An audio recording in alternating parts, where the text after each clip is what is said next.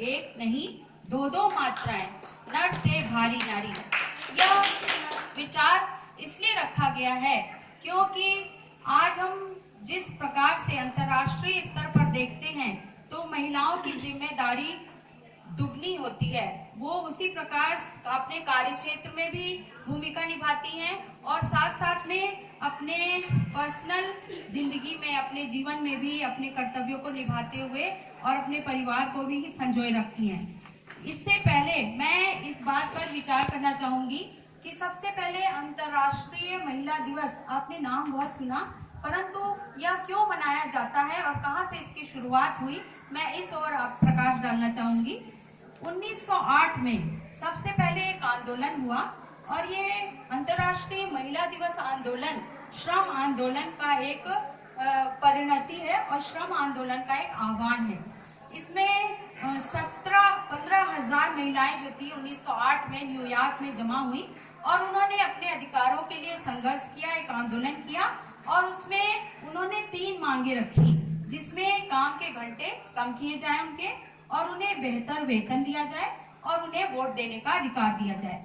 आपको ये पता होना चाहिए कि वोट देने का अधिकार का मतलब है कि हम किस प्रकार भागीदार हो सकते हैं राजनीति में, इसको दर्शाता है वोट का अधिकार। जबकि हमारे देश में ये सर्वप्रथम प्राप्त हुआ था, परंतु विदेशों में भी ये अधिकार नहीं दिया गया था। तो ये काम के घंटे निर्धारित करने के लिए इन महिलाओं ने ये शुरुआत की थी और आंदोलन किया 1908 में।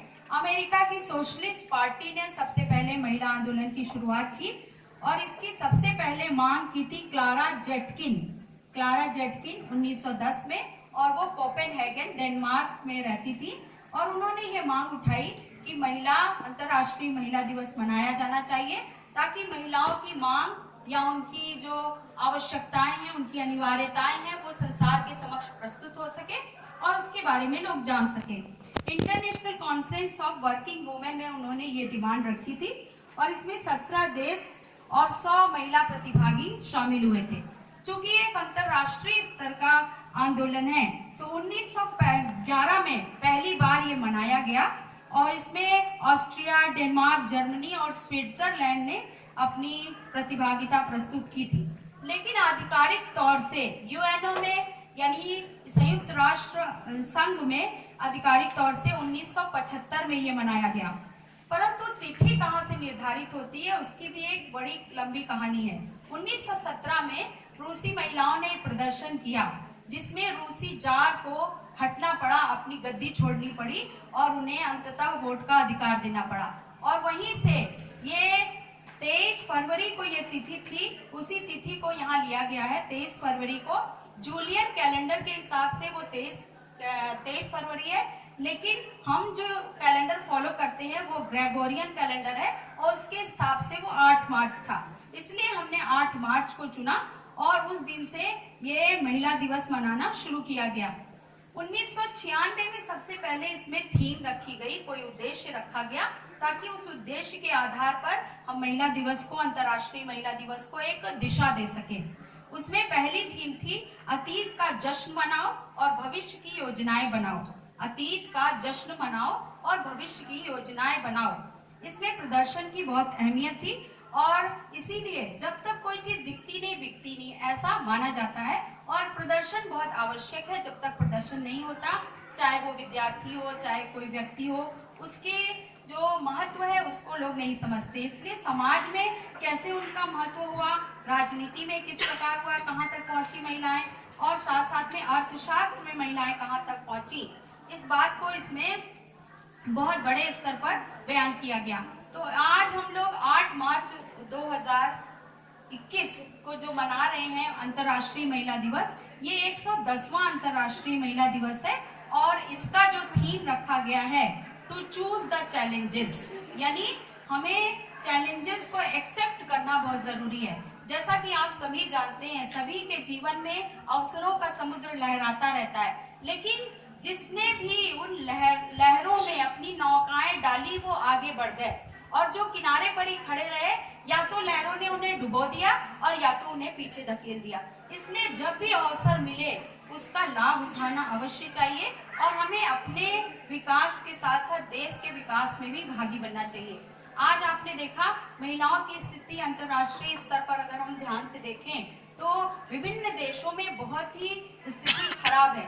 अगर हम भारत में देखें तो भारत में आप जानते हैं दुर्गा के रूप में, काली के रूप में, विभिन्न देवियों के रूप में सम्मानीय है नारी, और यहाँ नारियों की स्थिति सबसे अच्छी है। इसीलिए कहा गया यत्र नार्यस्तु पूज्यते रमन्ते तत्र देवता। यहाँ पर महिलाओं की स्थिति में बहुत अच्छा सुधार है। उसके लिए एक सिस्टम बनाया गया है जिसे विवाह सिस्टम कहते हैं। ये महिलाओं को सुरक्षा प्रदान करता है, संगठनात्मक सुरक्षा प्रदान करता है, सम्मान प्रदान करता है, नए रिश्ते जोड़ता है और नई गतियां देता है। इसके साथ ही साथ अगर हम अपने परिवेश को देखें तो सबसे पहले प्राचीन काल से लेकर आज तक भी अगर महिला किसी भी बच्ची मोहल्ले में है तो वो सारे घर की बच्ची होती थी। आज उन परिस्थितियों को, उन विचारों को हम धीरे धीरे भूलते जा रहे हैं। इसीलिए आज हम उन महिलाओं के साथ यदि कुछ गलत होता है तो हम उसको मुड़कर नहीं देखना चाहते, परंतु यदि सारे लोग मिलकर उसके लिए आवाज उठाएंगे तो आज हम अपनी बच्चियों को बचा सकते हैं, दुर्व्यवहार से बचा सकते हैं, अत्याचार से बचा सकते हैं। और सबको सामूहिक रूप से भी यह प्रयास करना चाहिए कि हम इसके लिए हमेशा सतर्क रहें और सावधान रहें। साथ साथ में आज मानसिक स्तर पर अगर देखा जाए तो मानसिक स्तर पर महिला और पुरुष में कोई भेदभाव नहीं है, शारीरिक रचनाओं को छोड़कर। तो उनकी प्रगति में हमेशा एक विकास आवश्यक है। और अक्सर आपने सुना है कि महिलाएं ही महिलाओं की दुश्मन होती है, परंतु आज के संदर्भ में ये बिल्कुल गलत है। आज हम यह कह सकते हैं कि यदि कोई महिला सफल है तो उसके पीछे किसी सफल महिला का योगदान है। जैसे अगर आपकी माँ है घर में, वो आपको सपोर्ट करती है, तभी आप बाहर निकलकर कुछ काम कर सकते हैं, कोई विकास के कार्यों में हिस्सा ले सकते हैं। तो आज का जो महिला दिवस कार्यक्रम है जिसमें चूज टू चैलेंजेस कहा गया है, मैं यही निवेदन करूंगी सबसे, बच्चियों से भी और अन्य समाज के लोगों से भी, कि वो महिलाओं के आगे आने में उनको सपोर्ट करें और वातावरण को इतना सुखद और सहज बनाएं कि वो कदम से कदम मिलाकर चल सकें। 50% महिला आबादी है हमारे देश की, और अगर रथ का एक पहिया ही आगे खिंचता रहेगा, दूसरा पहिया लंगड़ा रहेगा तो हम ज्यादा दूर नहीं चल सकते। लेकिन अगर रथ का दोनों पहिया दुरुस्त होगा तभी हम तेजी से प्रगति के रास्ते पर जा सकते हैं। और यही एक सबसे महत्वपूर्ण निवेदन है और रिक्वेस्ट भी आज के 8 मार्च महिला अंतर्राष्ट्रीय महिला दिवस पर। और इसी कथनों के साथ मैं अपनी वाणी को विराम देती हूँ और यह सभी से निवेदन करती हूँ to choose the challenges. Thank you. यह कार्यक्रम अब यहाँ समाप्त हो रहा है। अब मैं अपने उप प्राचार्य महोदय से